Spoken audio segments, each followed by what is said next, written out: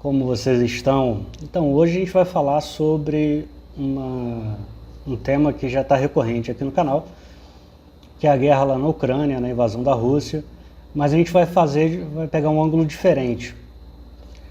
A ideia é a gente entender como é que isso vai afetar o mundo, como é que isso já está afetando o mundo e como é que isso vai afetar o nosso dinheiro, a nossa vida aqui no Brasil. Antes de mais nada, é importante a gente sempre lembrar que toda guerra traz um prejuízo econômico, né? Seja por destruição de capital fixo, seja por morte de pessoas, você diminui a força de trabalho, você destrói tecnologias, você destrói estudos, pesquisas. Então toda guerra causa uma perda, principalmente nos lugares onde ela está acontecendo, né? Você tem perdas econômicas relevantes.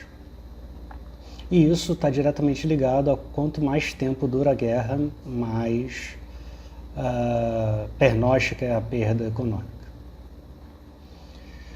E é importante a gente entender que a questão na Rússia e da Ucrânia ainda não teve tanta destruição, mas o impacto econômico já tem, porque houve uma resposta direta, real time, quase ao vivo ali, em tempo real, das nações desenvolvidas do mundo, Estados Unidos, Europa, Japão, Coreia do Sul, Canadá. Todo mundo de peso estabeleceu uma série de sanções contra a Rússia, principalmente contra os 7 maiores bancos e um puxão de orelha no Banco Central russo. De tal forma que o mundo está nervoso, não só porque está tendo a guerra, mas os impactos econômicos disso. Para a gente entender um pouco, a Ucrânia é o segundo maior país da Europa, só perde exatamente para a Rússia. Só que ele é um país que tem uma das maiores áreas planas cultiváveis, uma relação de área cultivável território do mundo. Tanto é que a Ucrânia ela é responsável por 18% da produção de óleo de girassol e de óleo de semente de algodão do mundo. Ela tem 13% da produção global do mundo de milho, 12% do comércio global de cevada, 8% do mercado global de trigo. Ela ainda produz minério de ferro, aço, fertilizantes mais amplos, alguns outros produtos metalúrgicos, ligas e afins, e maquinário. A Rússia, por outro lado, ela já é a maior exportadora de trigo do mundo. Ela é a maior exportadora de ferro semi-acabado. É uma evolução do ferro gusa. Ela é o maior exportador do alcatrão de carvão e de outros produtos derivados de carvão. O maior exportador do mundo de níquel. Felipe, o que é o níquel? Bem, mulheres devem saber já que níquel é um negócio para joia que não causa tanta inflamação, não causa irritação, né, alergia, porque o níquel é pouco reativo. E é através exatamente do níquel, de uma liga de aço e níquel, que faz o aço inox. Existem outras tecnologias, mas a mais comum para você fazer o aço inox é adicionar o níquel nele. A capacidade de oxidação da liga diminui muito, então porque você tem pouca reação. A Rússia também é a maior exportadora do mundo de fertilizantes nitrogenados e outros fertilizantes também, potássio e fósforo. A Rússia é um dos maiores exportadores do mundo de gás e de petróleo. Também exporta muito seus derivados. Eu comentei em outro vídeo que a Rússia também é o maior produtor, ela tem as maiores reservas do mundo de platina e paládio. Também tem grande produção de urânio e de outras terras raras. O que isso significa para o mundo? A platina já é um metal que ela tem uma capacidade de catalisação, ou seja, de aceleração de processos químicos muito grande. Então, nos catalisadores dos carros, que são aquelas coisas que ficam perto do silencioso, né, do cano de descarga, ali você tem platina dá um banho de platina praticamente numa colmeia, numa estrutura em forma de colmeia. O ar sai do motor já cheio das impurezas, passa por aquele catalisador, a platina ajuda a executar uma série de reações químicas que você retém ali no catalisador uma série de substâncias nocivas, enxofres, nitratos e afins, que deixam de ir para a atmosfera, ou vão para a atmosfera numa forma diferente que não é tão poluidora. A Rússia também produz muito cobre, alguma coisa de ouro, mas ela, como tem uma matriz energética que ela produz muito óleo, muito petróleo, muito gás, e ainda tem uma série de usinas nucleares, a energia na Rússia historicamente não é cara. Então, para processos intensivos de energia, como refino de cobre e refino de alumínio, a Rússia tem uma grande vantagem. E isso gerou um grande problema para o mundo, gera um grande problema para o mundo, que é o seguinte: não existe boicote, não existe sanção contra os produtos industrializados, contra produtos russos ainda, né? Mas os bancos e o Banco Central já tomaram uma puxada de orelha, alguns foram bloqueados do sistema SWIFT, como eu já expliquei no outro vídeo, de tal forma que está difícil achar empresas de transporte, empresas donas de navio e seguradoras que topem carregar coisas da Rússia para o resto do mundo, porque existe o risco de não pagamento, de não consecução, de você não conseguir receber. Então, embora não tenha sido feito boicote, não tenha estabelecido sanção a esses produtos, o trânsito desses produtos está limitado, sim, já de agora. De tal forma que a coisa fica muito complicada e você fica como uma situação de ausência, falta, né, de produtos. E uma coisa que é muito importante, que a gente tem que entender que é muito importante, é que, ao contrário do petróleo e do gás, que você tem grandes produtores em outros lugares do mundo, a OPEP tem uma capacidade produtiva ainda ociosa, vários países que não são OPEP podem produzir mais, então é relativamente fácil. A Rússia não está exportando nada, você pega o telefone e liga lá para um sultão, liga para um sheik e pede: meu amigo, por favor, abre a torneirinha aí, produz um pouco mais. Então isso é possível, você consegue remanejar. Mas as coisas minerais, onde a Rússia é a líder, por exemplo, quando a gente fala em terras raras, você tem a imensa maior parte de terras raras na China e mais ou menos o resto na Rússia. A gente, dos minerais de terras raras que o mundo usa, o único que é fora desse eixo, que me vem à mente, é o nióbio aqui no Brasil. Quando a gente fala de terras raras, a gente está falando de todos aqueles minerais que são esquisitos na tabela periódica, mas que são fundamentais para o desenvolvimento tecnológico, para a produção de aparelhos tecnológicos relevantes. E, além disso, tem o próprio titânio, que é um grande produto lá da Rússia. E o titânio, a Rússia tem tanta reserva de titânio, é tão concentrado lá, que na época da Guerra Fria, para vocês terem uma ideia, um avião espião americano, o SR-71, o Blackbird, ele foi o primeiro avião a ter quantidades grandes de titânio. E aí, para os Estados Unidos conseguir importar esse titânio, ele estabeleceu uma empresa de fachada na Inglaterra que comprava titânio para desenvolvimento de insumo médico, né? O pessoal bota prótese de platina, de titânio, essas coisas. E eles compravam o titânio da Rússia por essa empresa de fachada na Inglaterra para botar no avião. Hoje, o mundo já se acostumou com o titânio, então você tem ligas de titânio nos basicamente todos os aviões, porque o titânio ele é mais forte que o aço, mais leve que o aço. Então você bota ele no avião, para o avião ficar mais eficiente. A tinta branca metálica No geral, todas as tintas brancas de boa qualidade, elas vêm do dióxido de titânio. Então, se você não tem titânio, você não consegue fazer o dióxido, você não consegue ter a tinta branca. Então é muito complicado. Se você bloqueasse a Rússia completamente, oficialmente, o mundo ia ficar numa situação absolutamente delicada. Economicamente em frangalhos, eu diria. Mas o que já está acontecendo hoje? O que aconteceu hoje, no dia 2/3? A gente teve o primeiro dia de invasão e de brigas e de um monte de coisa, principalmente as sanções. A maior parte dessas sanções foram implantadas na sexta, sábado e domingo.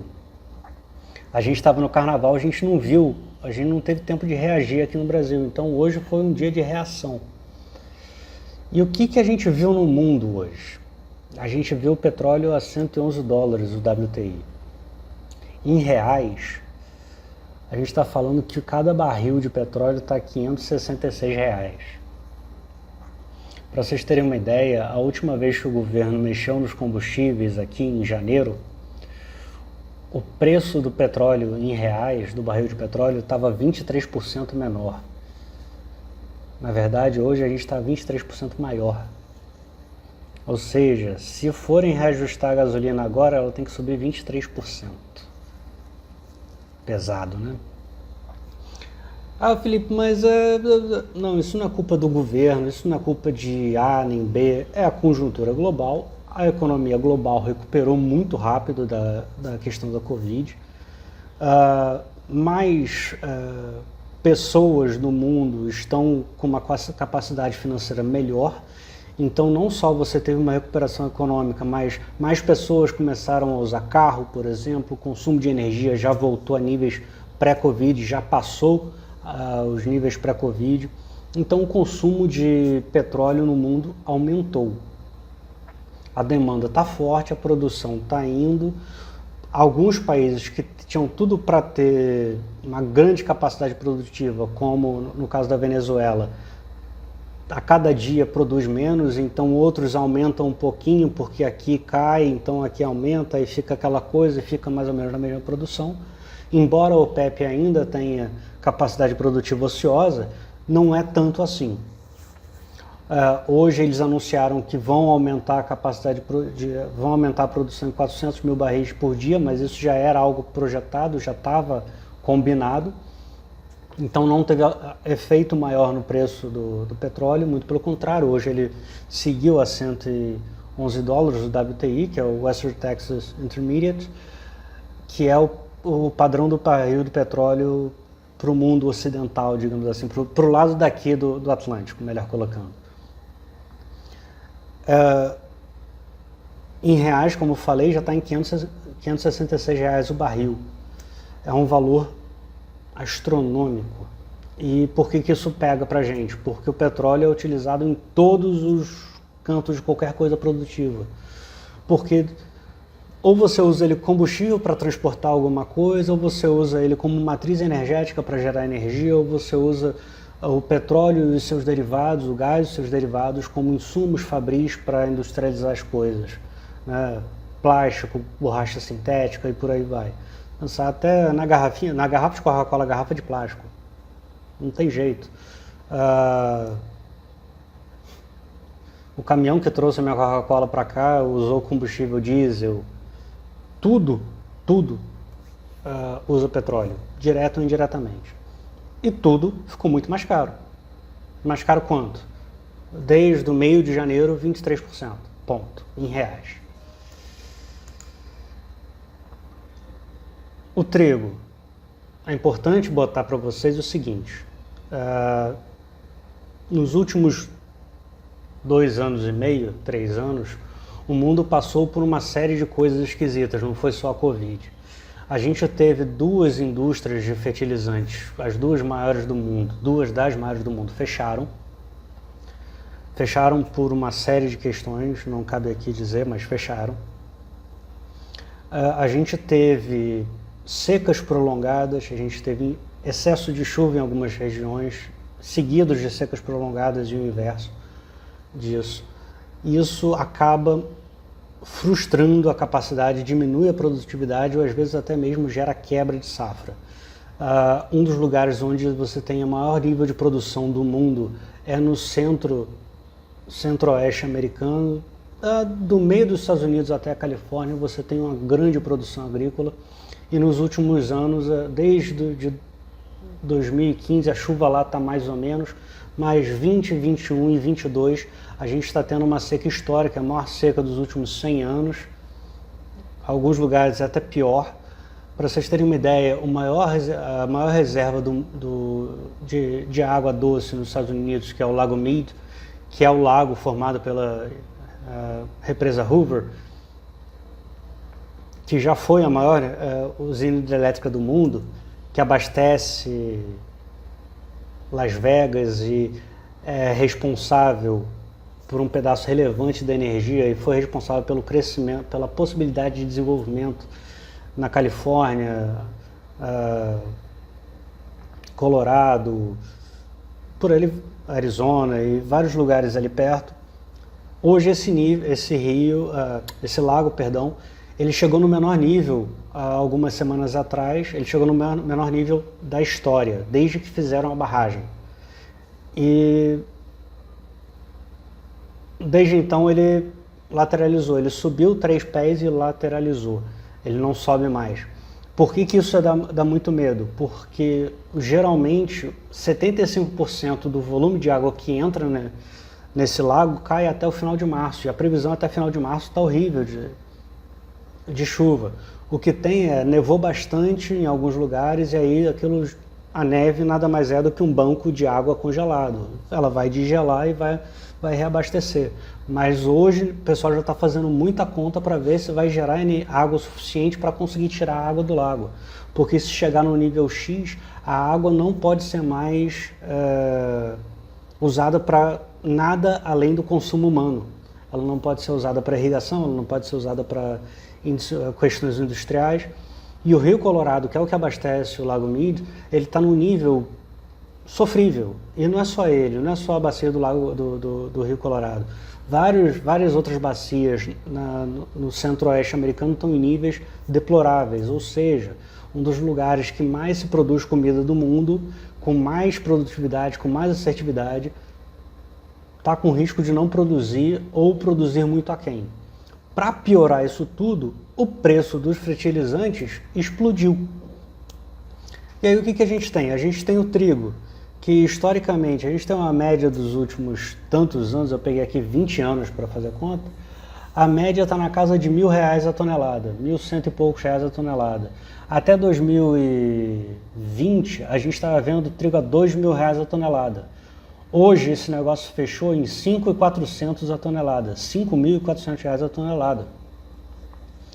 A soja, historicamente, roda em R$2.000, R$3.000 a tonelada, chegou no início de 2020 a R$4.000, hoje está a R$8.575 a tonelada. Ou seja, esse negócio mais do que dobrou de preço em 2 anos. O milho eu conheço o milho de fazer pipoca, eu não gosto de milho, mas o milho é um dos principais insumos de ração de porco, de boi, de produção de álcool e de produção de açúcar nos Estados Unidos e em outros países do mundo que não tem cana-de-açúcar. O milho saiu de uma média histórica na casa de 1.200, passou os 5 anos antes de 2020 na casa de 1.400, 1.300, hoje chega a R$3.770 a tonelada.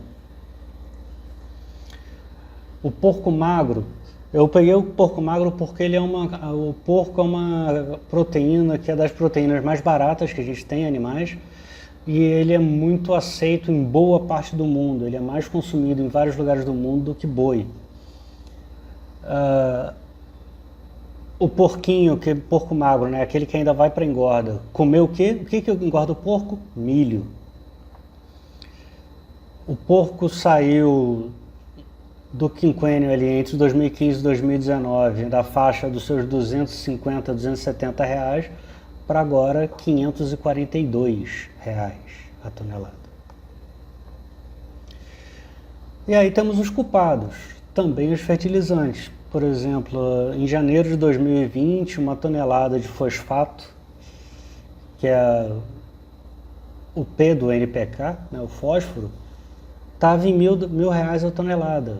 Hoje fechou a 2.943, 2.943, ou seja, quase 3 vezes mais de preço. A ureia, que é da onde você tira o N, né, do nitrogênio, dos fertilizantes nitrogenados, historicamente roda em R$ 1.000 a tonelada.